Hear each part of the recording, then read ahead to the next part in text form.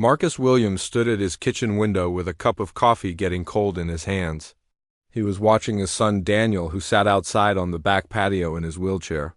Daniel had his laptop open, but Marcus could see he was not really working. His son was just staring at the screen with empty eyes. This had become Daniel's daily routine for the past 3 years since the accident that changed everything. Marcus was a successful businessman who had built a tech company from nothing. He was worth millions now, but all his money meant nothing when he saw his son like this. Daniel was 28 years old and should be living his best life. Instead, he spent most days alone on that patio or locked in his room. Before the accident, Daniel was full of life. He loved hiking and rock climbing. He had dreams of becoming a landscape architect. He dated beautiful women and had many friends who loved being around him. The car accident happened on a rainy night 3 years ago. Daniel was driving home from a friend's birthday party. A drunk driver ran a red light and hit Daniel's car from the side. Daniel survived, but his legs did not. The doctors said he would never walk again. The news broke Daniel's spirit more than it broke his body. Marcus remembered the day the doctors told them. Daniel just stared at the ceiling and said nothing for hours. When he finally spoke, he asked everyone to leave him alone. From that day, Daniel built walls around himself that no one could break through. He pushed away his friends one by one. He broke up with his girlfriend Lisa, who really tried to stay with him. He quit his job at the architecture firm. He stopped talking about his dreams and plans for the future. Marcus had tried everything to help his son. He hired the best therapists money could buy. Daniel went to a few sessions but then refused to go back. Marcus found support groups for people with disabilities. Daniel said they were not for him. Marcus even hired motivational speakers to come to the house. Daniel listened politely, but nothing changed in his heart. The worst part was watching Daniel's self-worth disappear day by day. Before the accident, Daniel was confident and outgoing. He believed in himself and knew he was a good catch for any woman. Now he was convinced that no woman could ever love him. He told Marcus many times that he was broken and worthless. It broke Marcus's heart to hear his amazing son talk about himself this way. Daniel's mother had died when he was young, so Marcus was all the family Daniel had. Marcus felt responsible for his son's happiness. He knew Daniel was still the same wonderful person inside. He was smart and funny and kind. He had so much love to give to the right person. But Daniel could not see any of this anymore. All he saw was the wheelchair and what he thought it meant about his worth as a man. Marcus spent many nights thinking about what he could do. He prayed and researched and talked to other parents in similar situations. Most people told him to be patient and let Daniel heal in his own time. But 3 years had passed and Daniel was getting worse, not better. Marcus was afraid his son would give up on life completely if something did not change soon. That was when Marcus came up with an idea that was crazy, but might work. He decided he would secretly arrange dates for Daniel, but he would do it in a special way that would show Daniel what kind of person would truly love him. Marcus knew that the right woman would see past the wheelchair to the incredible man Daniel really was. He just needed to find that woman and give her a chance to meet Daniel. Marcus's plan was risky. If Daniel found out, he would be angry and might never trust his father again, but Marcus was desperate. He could not stand watching his son waste away in sadness and loneliness anymore. Daniel deserved to be loved and to love someone in return. He deserved to have dreams and hope for the future again. The first step was to figure out how to meet women who might be good matches for Daniel. Marcus was not good with computers and dating apps, but he was determined to learn. He also thought about asking friends and business contacts if they knew anyone. The tricky part would be how to tell these women about Daniel's situation. Marcus knew he had to be honest about the wheelchair, but he wanted them to learn about Daniel's wonderful personality first. Marcus decided he would meet each potential date himself before introducing her to Daniel. He would tell them he was being an overprotective father who wanted to screen his son's dates. This was partly true, since Marcus did want to protect Daniel from anyone who might hurt him. But the real reason was to watch how each woman reacted. When she learned about Daniel's disability, Marcus knew exactly what he was looking for. He wanted to find someone who would see Daniel as a whole person, not just a disability. Someone who would be excited to meet him because of his mind and heart, not sorry for him because of his legs. Someone who would treat him normally and not make him feel like a victim or a burden. Marcus understood this would not be easy. He expected many women to make polite excuses and disappear when they learned about the wheelchair. He also expected some to show pity, which would be almost as bad. Daniel had very sensitive feelings about people feeling sorry for him. What Marcus hoped to find was someone special who would be genuinely interested in getting to know Daniel. As a person, Marcus started making his plan more detailed. He would create profiles for Daniel on dating apps using photos from before the accident. This felt wrong, but Marcus told himself it was necessary to get women interested in Daniel's personality. First, in the messages, he would focus on Daniel's intelligence and humor and accomplishments.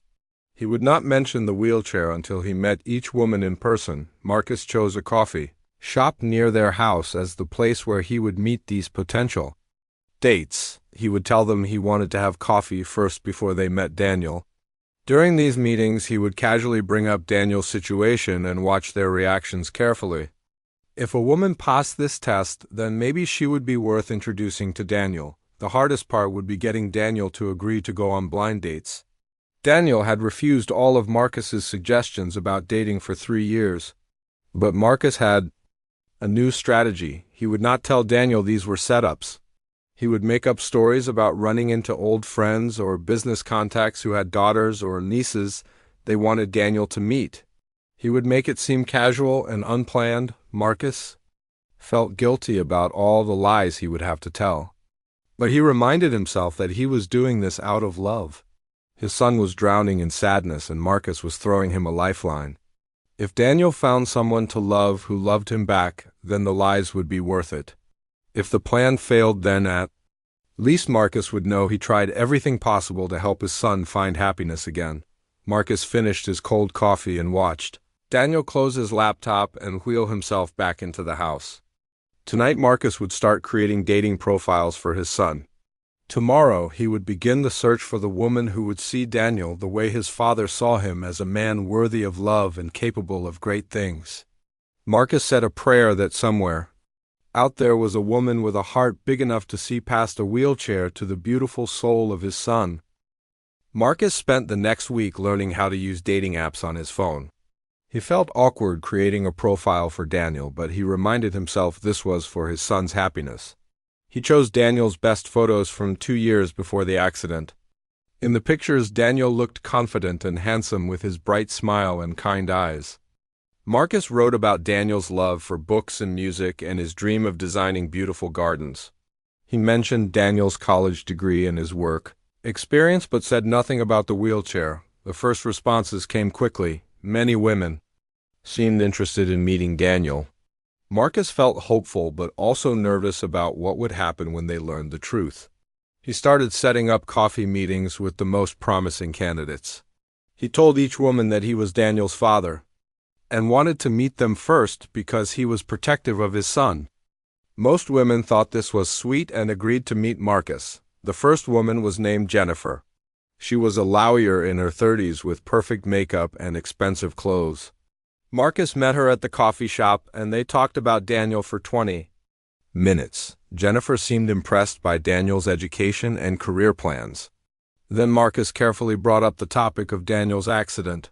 He explained that Daniel used a wheelchair now, but was still the same amazing person. Jennifer's smile disappeared immediately. She looked uncomfortable and started checking her phone. She made an excuse about having another appointment and left quickly. Marcus never heard from her again. The second woman was Rebecca. She was a teacher who seemed kind and patient. When Marcus told her about Daniel's wheelchair, she did not run away like Jennifer. Instead, she looked very sad and said how sorry she felt for Daniel. She asked many questions about how difficult his life must be now. She wanted to know if he could still work or drive or take care of himself.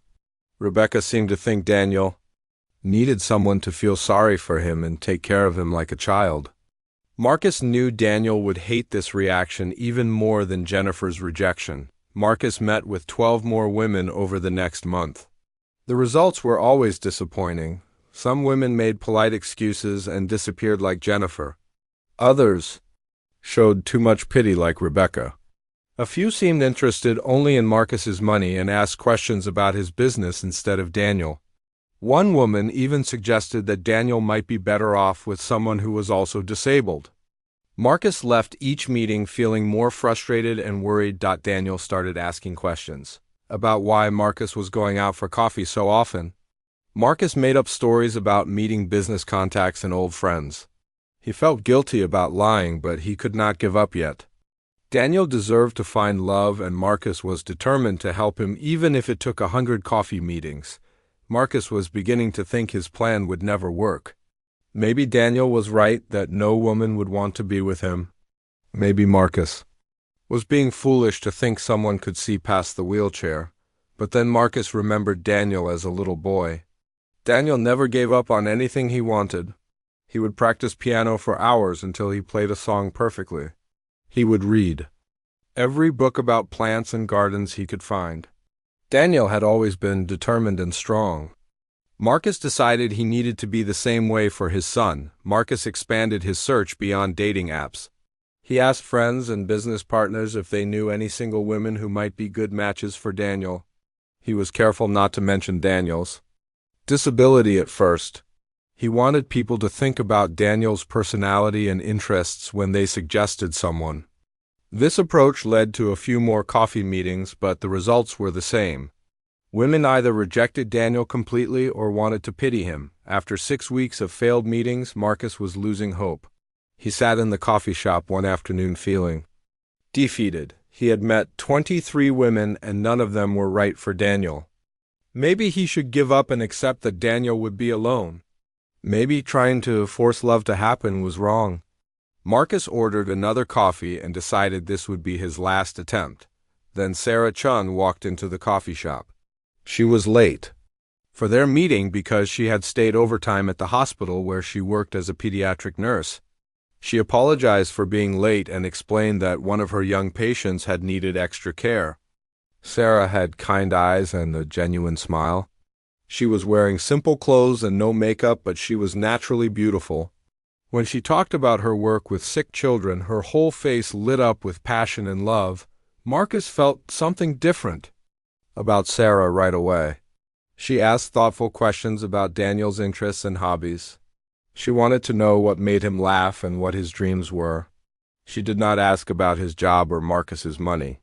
She seemed truly interested in Daniel as a person. Marcus found himself talking about Daniel's love for classical music and how he used to spend hours in the garden before the accident. Sarah listened with real attention. She told Marcus about her own love for gardening and how she grew herbs on her apartment balcony. She mentioned visiting botanical gardens on weekends to take photographs of flowers. Marcus felt more hopeful than he had in weeks, but he knew the real test was still coming. He had to tell Sarah about Daniel's wheelchair and see how she reacted. Marcus took a deep breath and carefully explained about Daniel's accident 3 years ago. He watched Sarah's face closely as he talked. Sarah listened quietly without interrupting. When Marcus finished talking, Sarah was quiet for a moment.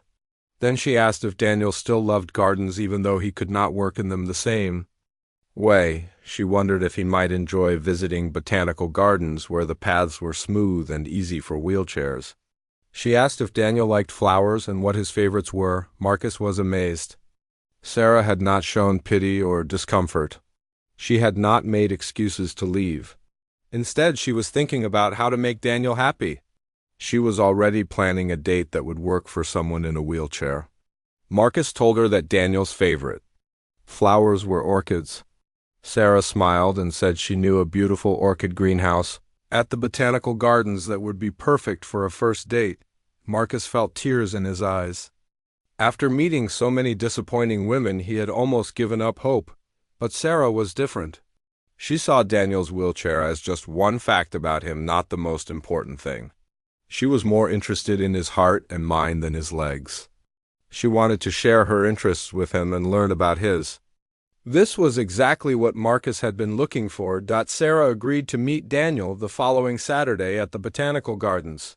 She suggested they could walk through the gardens together and visit the orchid greenhouse. She seemed excited about the date and asked Marcus to tell Daniel she was looking forward to meeting him. Marcus left the coffee shop feeling lighter than he had in months. Finally, he had found someone who might be able to see the wonderful man Daniel truly was. That evening, Marcus told Daniel that he had run into an old business partner whose niece was visiting town. He said the young woman was a nurse who loved gardens and would enjoy meeting Daniel. Daniel was reluctant as always, but Marcus convinced him to agree to one date. Marcus did not tell Daniel that this woman was different from all the others he had secretly interviewed. He did not want to get Daniel's hopes up too high. But deep in his heart, Marcus believed that Sarah Chun might be the answer to his prayers. Saturday morning came faster than Daniel expected. He had spent the whole week trying to convince himself to cancel the date. He looked at himself in the bathroom mirror and saw all the things he hated about his new reality.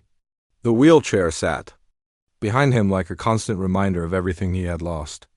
Daniel had not been on a date since the accident 3 years ago. He felt nervous and scared in ways he had never experienced before. Marcus knocked on Daniel's bedroom door and asked if he was ready to go. Daniel wanted to say no, but he knew his father had been trying so hard to help him feel better. Marcus had been patient and loving through all of Daniel's dark days. The least Daniel could do was try to make his father happy by going on this one date. Daniel put on his best shirt and let Marcus help him get ready. During the car ride to the botanical gardens, Daniel felt sick to his stomach. He kept thinking about all the ways this date could go wrong. What if the woman took one look at his wheelchair and made an excuse to leave? What if she stayed but spent the whole time feeling sorry for him? What if she tried to be extra nice in a way that made him feel like a charity case? Daniel had experienced all of these reactions from people over the past 3 years, and they all hurt in different ways. Marcus tried to make conversation during the drive, but Daniel was too nervous to talk much. Marcus told Daniel that the woman's name was Sarah and she was a nurse who loved gardens. He said she seemed very kind and interesting. Daniel nodded, but did not really believe that any woman could be interested in him anymore. He had convinced himself that his wheelchair made him unworthy of love. They arrived at the botanical gardens and Marcus parked near the entrance. Daniel saw families and couples walking around enjoying the beautiful spring day. Everyone looked so normal and happy. Daniel felt like he did not belong in this world of healthy people living their best lives. He almost asked Marcus to take him home, but his father was already getting his wheelchair out of the car. Marcus pushed Daniel toward the garden entrance, where they were supposed to meet Sarah. Daniel's heart was beating fast and his hands were sweating. He kept looking around, trying to spot a woman who might be waiting for him. Then he saw her standing near a fountain, holding something in her hands. She was prettier than Daniel had expected, with long dark hair and a sweet smile. She was wearing a simple yellow sundress that made her look like sunshine. Sarah saw them approaching and started walking toward Daniel. As she got closer, Daniel could see that she was holding a single white orchid in a small pot. The flower was perfect, with delicate petals that seemed to glow in the morning light. Daniel was confused about why she had brought a flower to their date. Most people brought flowers to women, not to men. Sarah walked directly to Daniel without any hesitation. She did not look uncomfortable or nervous about his wheelchair.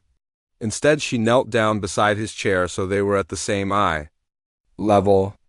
This simple action surprised Daniel because most people either stood above him or awkwardly tried to lean down to talk to him. Sarah's approach felt natural and respectful. Sarah held out the orchid and smiled at Daniel. Her eyes were warm and genuine as she spoke. She told him her name and said she had brought the flower because she thought he might like it. She explained that Marcus had mentioned Daniel's love for gardens and she had learned that orchids were his favorite flowers. Sarah said she had spent time choosing the most beautiful one she could find at the flower shop that morning. Daniel was speechless. No one had ever brought him a flower before. Even when he was dating before the accident, women expected him to bring flowers to them. But Sarah had thought about what would make him happy and had made this thoughtful gesture. The orchid was exactly the type he loved most, with white petals and a yellow center. Daniel felt tears starting to form in his eyes, but he tried to hold them back. Sarah did not seem to notice Daniel's emotional reaction, or if she did, she was kind enough not to mention it. She asked if he would like to walk through the gardens with her so she could take some photographs. She explained that photography was her hobby and the botanical gardens were one of her favorite places to practice. Sarah stood up and naturally moved behind Daniel's wheelchair as if pushing it was the most normal thing in the world. Daniel was amazed by how comfortable Sarah seemed with his wheelchair. She did not make a big deal about pushing him or act like she was doing him a huge favor. She just started moving his chair toward the garden paths while continuing to talk about her love of photography and flowers. Sarah treated the wheelchair like it was just another part of Daniel, like his brown hair or his height. As they moved through the gardens, Sarah stopped frequently to point out different flowers and trees. She would kneel down beside Daniel's chair to show him interesting details about the plants. She asked questions about his knowledge of botany and seemed genuinely impressed by how much he knew. Sarah listened carefully when Daniel explained the scientific names of flowers and their growing requirements. Daniel found himself relaxing for the first time in months. Sarah made him feel like his knowledge and opinions mattered. She did not treat him like a patient or someone to be pitied. Instead, she treated him like an expert who could teach her things about gardening. Daniel started to remember how much he used to love talking about plants and landscape design. Sarah shared stories about her work as a pediatric nurse. She told Daniel about the brave children she took care of who faced serious illnesses with amazing courage. She talked about how these kids had taught her that strength comes from the heart, not from the body. Sarah said she had learned that people could overcome incredible challenges and still live beautiful lives full of love and purpose. Daniel realized that Sarah was speaking from experience with real wisdom. Her work with sick children had given her a different perspective on disability and struggle. She understood that wheelchairs and medical equipment did not define a person's worth. Sarah saw people as whole human beings with dreams and feelings and abilities that went far beyond their physical limitations. They spent 2 hours walking through the gardens together. Sarah took many photographs of flowers while Daniel held his orchid and watched her work. She had a good eye for beauty and found interesting angles that most people would miss. Sarah asked Daniel to pose for some pictures with his orchid, and he agreed, even though he usually hated having his photo taken since the accident. When it was time to leave, Sarah asked if Daniel would like to visit the orchid greenhouse the following weekend. She said they had a special collection of rare orchids that she thought he would enjoy seeing. Daniel found himself saying yes before he could think too much about it. Sarah smiled and said she was looking forward to seeing him again. Marcus had been watching from a distance during the date. He could hardly believe what he was seeing. Daniel was smiling and laughing in ways Marcus had not witnessed in 3 years. Sarah had somehow managed to break through Daniel's walls in just one afternoon. She had seen past the wheelchair too. The wonderful man Marcus knew his son to be. As they drove home, Daniel held his orchid carefully and told Marcus about everything Sarah had shown him in the gardens. Daniel's voice had energy and excitement that had been missing for so long. Marcus felt like his prayers had finally been answered. Sarah Chun was exactly what Daniel needed, and Marcus was grateful beyond words that his plan had worked. Daniel spent the entire week thinking about Sarah and their upcoming second date. For the first time in 3 years, he found himself looking forward to something. The white orchid she had given him sat on his desk where he could see it every day. He had researched how to care for it properly and was amazed to see new buds starting to form. The flowers seemed to be thriving, just like something inside Daniel was beginning to come alive again. Saturday arrived, and Daniel felt nervous, but it was a different kind of nervousness than before. Instead of dreading the date, he was excited to see Sarah again. He had chosen his clothes carefully and even asked Marcus to help him trim his hair. Daniel wanted to look his best for Sarah because she had made him feel like he was worth the effort. Marcus drove Daniel to the botanical gardens again, but this time Daniel was not silent during the car ride.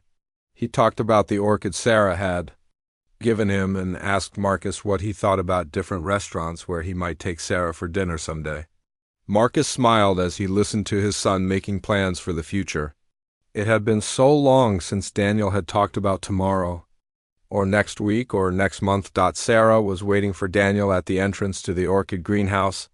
She was wearing a blue dress that matched her eyes and carrying a small camera around her neck. When she saw Daniel approaching, she walked over to him with that same natural confidence she had shown on their first date.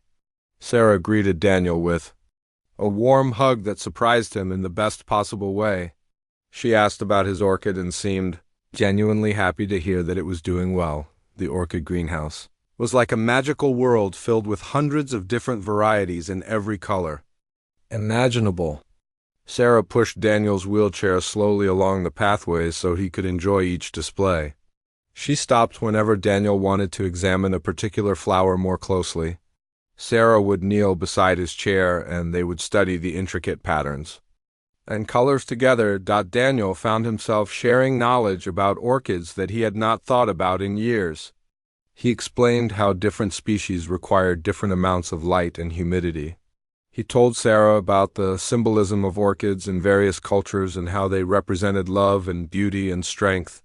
Sarah listened with genuine interest and asked thoughtful questions that showed she was really paying attention to everything Daniel said. As they moved through the greenhouse, Sarah began sharing more personal stories about her life. She told Daniel about growing up in a small town where her parents ran a flower shop. She explained how working with flowers from a young age had taught her to appreciate beauty in all its forms. Sarah said that flowers had shown her that the most beautiful things often grew in unexpected places or under difficult conditions. Sarah also talked about her work at the children's hospital. She shared stories about young patients who had taught her important lessons about courage and hope. Sarah described a little girl named Emma who had been born with a rare condition that affected her legs. Emma used a wheelchair, but she was one of the happiest children Sarah had ever known. The little girl painted beautiful pictures and wrote poems about her dreams of becoming an artist someday. Daniel listened to Sarah's story about Emma and felt something shift inside his heart. For 3 years he had focused only on what he had lost because of his wheelchair. But Sarah was telling him about people who found joy and purpose despite their physical challenges. She was showing him that a wheelchair did not have to be the end of dreams, but could be the beginning of new ones. Sarah took many photographs in the greenhouse, but she also asked Daniel to hold her camera and take pictures while she posed with different flowers. This simple act of trust meant everything to Daniel. Sarah was treating him as an equal partner in their adventure, not as someone who needed to be taken care of. She valued his artistic eye and wanted his input on the best angles and lighting. When they reached the center of the greenhouse, there was a beautiful display of white orchids, just like the one Sarah had given Daniel. Sarah suggested they sit on a nearby bench and enjoy the peaceful atmosphere. As they sat together, Sarah asked Daniel about his dreams before the accident. She wanted to know about his plans to become a landscape architect and what kind of gardens he had hoped to design. Daniel hesitated at first because talking about his old dreams usually made him feel sad and angry, but something about Sarah's gentle encouragement made him want to share. He told her about his vision of creating healing gardens for hospitals and rehabilitation centers. He had wanted to design outdoor spaces that would help people feel better, both physically and emotionally. Daniel explained how he believed that nature had the power to heal hearts and minds. Sarah's eyes lit up as Daniel talked about his passion for healing gardens. She told him that his ideas sounded amazing and asked why he had stopped pursuing them. Daniel explained that he thought his wheelchair made it impossible to work as a landscape architect. He said he believed clients would not take him seriously or trust him to understand their needs. Sarah was quiet for a moment after Daniel finished speaking. Then she gently disagreed with his assumptions. She pointed out that Daniel's experience with physical challenges might actually make him better at designing accessible spaces that worked for everyone. Sarah suggested that his wheelchair could be an advantage rather than a limitation because he understood firsthand what people with disabilities needed in outdoor environments. Daniel had never thought about his situation this way before. Sarah was helping him see that his accident had not just taken things away from him, but had also given him new insights and perspectives. She made him realize that he could use his experience to help other people who face similar challenges. Sarah was showing Daniel that he was not broken, but simply different in ways that could be valuable and meaningful. As the afternoon continued, Daniel found himself opening up to Sarah about his deepest fears and insecurities. He told her about the loneliness he had felt since the accident and his belief that no woman could ever love him as he was now. Sarah listened without judgment and then shared her own vulnerabilities. She talked about times when she had felt inadequate or afraid of not being good enough. Sarah told Daniel that she had been hurt in previous relationships by men who only cared about her appearance or wanted someone who would not challenge them to be better people. She said she was looking for something deeper than surface attraction. Sarah wanted to find someone who would see her heart and mind and soul.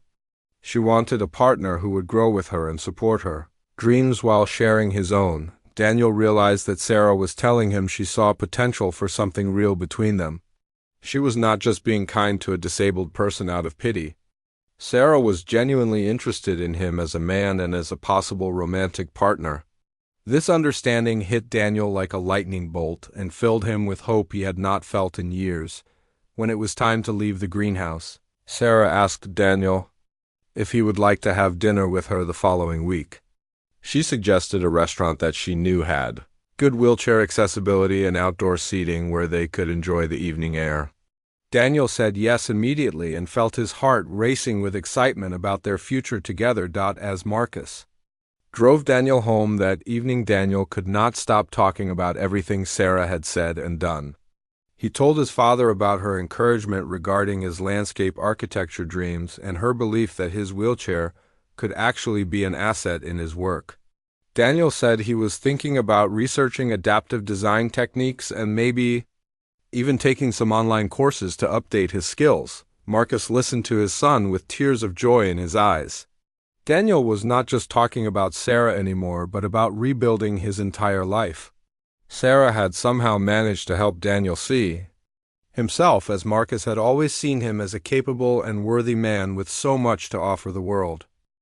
6 months had passed since Daniel first met Sarah at the botanical gardens, and his life had changed in ways he never thought possible. The white orchid she had given him on their first date now had 3 new blooms and sat proudly on Daniel's desk as a daily reminder of the day his heart began to heal. Daniel had carefully pressed the original flower between the pages of his favorite poetry book and framed it beside a photo of him and Sarah. From their third date, Daniel was no longer the sad and angry man who spent his days staring at nothing from his wheelchair. Sarah had awakened something beautiful inside him that had been sleeping since the accident. He laughed often now and made plans for the future with excitement instead of fear. Most importantly, Daniel had started to see himself the way Sarah saw him, as a complete person worthy of love and capable of achieving great things. Sarah had encouraged Daniel to pursue his dream of becoming a landscape architect again, but with a new focus on accessible design. Daniel had enrolled in online courses to learn about adaptive gardening techniques and universal design principles. He discovered that his experience with disability gave him insights that other architects lacked. Daniel could design outdoor spaces that worked for people with wheelchairs and walkers and visual impairments because he understood their needs from personal experience. Daniel's first project was designing a healing garden for the children's hospital where Sarah worked. The hospital administrator had been skeptical at first about hiring an architect who used a wheelchair. But when Daniel presented his designs that included raised garden beds at perfect heights for children in wheelchairs and sensory plants that could be enjoyed through touch and smell, the administrator was amazed. The garden was now under construction, and Daniel visited the site every week to oversee the progress. Sarah was Daniel's biggest supporter and cheerleader throughout his return to work. She listened to his ideas and offered suggestions from her experience with patients who would use the garden. Sarah helped Daniel understand what children with different disabilities needed to feel comfortable and included in outdoor spaces. Together, they created something beautiful that would help sick children feel connected to nature during their recovery. Daniel had also started writing poetry again, which was something he had not done since college. Sarah had found some of his old poems in his desk drawer and encouraged him to continue writing. She said his words had a depth and beauty that came from experiencing both great pain and great joy. Daniel wrote poems about overcoming challenges and finding love in unexpected places. He even wrote several poems specifically about Sarah and how she had changed his life. Marcus watched his son's transformation with wonder and gratitude. Daniel was not just happy again, but was more confident and purposeful than he had ever been before the accident. Marcus could see that Daniel's relationship with Sarah had helped him discover strength he did not know he possessed. The experience of nearly losing hope had made Daniel appreciate love and life in deeper ways. Sarah and Daniel spent almost every day together now. They had fallen into comfortable routines like having coffee together each morning while Daniel worked on his designs and Sarah prepared for her shifts at the hospital. They cooked dinner together most evenings, with Sarah helping Daniel adapt recipes so he could prepare them from his wheelchair. These simple domestic moments brought them both great happiness. Sarah had moved many of her belongings into Daniel's house, though they had not officially moved in together yet. She kept her apartment but slept at Daniel's place most nights. Marcus loved having Sarah around because she brought so much joy and energy to their home. Sarah treated Marcus like family and often cooked his favorite meals or brought him flowers from her garden. Daniel and Sarah took weekend trips to different botanical gardens around the state. They had visited 12 gardens together, and Daniel had taken hundreds of photographs that he used for inspiration in his design work. Sarah had created a beautiful photo album documenting their adventures together. Each page told the story of their growing love. Through images of flowers and gardens and their smiling faces, the most meaningful trip had been to the orchid farm where Sarah had bought Daniel's first flower. The farmer remembered Sarah and was delighted to meet Daniel. He gave them a private tour of his greenhouse and taught them about breeding new orchid varieties. Daniel was fascinated by the process of creating new flowers through careful cultivation and patience. The farmer told them that the most beautiful orchids often came from unexpected combinations that seemed impossible at first. Daniel had been thinking about marriage for several weeks, but was nervous about proposing to Sarah, despite all the progress. He had made Daniel still sometimes worried that Sarah might change her mind about wanting to be with him forever. His disability had made him cautious about believing that good things could last.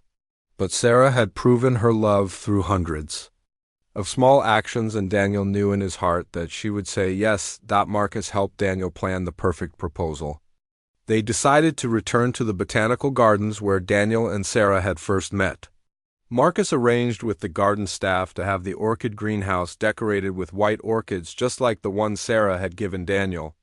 The greenhouse would be close to other visitors for 1 hour so Daniel and Sarah could have privacy for this special moment. Daniel bought an engagement ring that reminded him of an orchid with a center diamond surrounded by smaller stones that looked like petals. He had the ring custom made by a jeweler who specialized in nature-inspired designs. Daniel wanted everything about the proposal to reflect his and Sarah's shared love of flowers and growing things. The day of the proposal arrived, and Daniel felt more nervous than he had on their first date. Marcus drove Daniel to the gardens early so he could be waiting in the greenhouse when Sarah arrived. Daniel had told Sarah they were going to take some photographs for a project he was working on. She had no idea what Daniel was really planning. When Sarah walked into the orchid greenhouse, she gasped in amazement at the sight of hundreds of white orchids arranged throughout the space. The flowers created a magical atmosphere that took her breath away. Sarah looked around in wonder and asked Daniel how he had managed to arrange such a beautiful surprise. Daniel smiled and said he had help from people who loved them both. Daniel wheeled his chair to the center of the greenhouse where the largest display of orchids was arranged. He took Sarah's hands in his and began to speak from his heart. Daniel told Sarah that she had brought him back to life just like the orchid she had given him on their first date. He said that loving her had taught him that he was not broken, but simply growing in a different direction. Daniel reached into his jacket pocket and pulled out the ring box. Sarah's eyes filled with tears as she realized what was happening. Daniel opened the box and asked Sarah to marry him. He promised to love her and support her dreams for the rest of his life. He said he wanted to grow old with her and create a beautiful life together like the garden they were sitting in. Sarah said yes through her tears and threw her arms around Daniel's neck.